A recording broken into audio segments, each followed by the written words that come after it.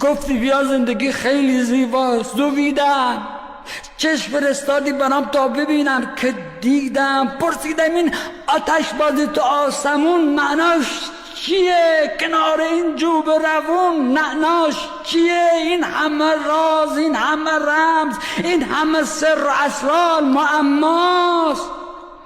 آوردی حیرونم کنی که چی بشه؟ نه والا.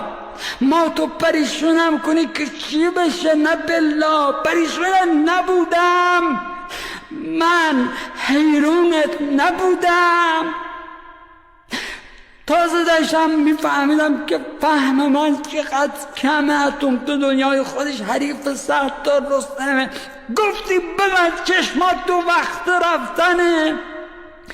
انجیر میخواد دنیا بیاد آهن و فسفرش کمه.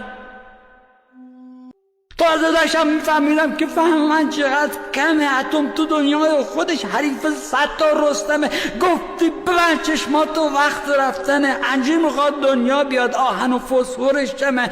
چشمای من آهن زنجیر شدن، حلقه از حلقه زنجیر شدن. اما زنجیر با زنجیر تو بنازم، چشم منو انجیر تو بنازم. دیوونه کیه؟ عاقل کیه؟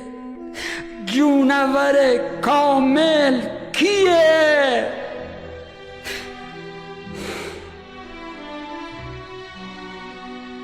کیه؟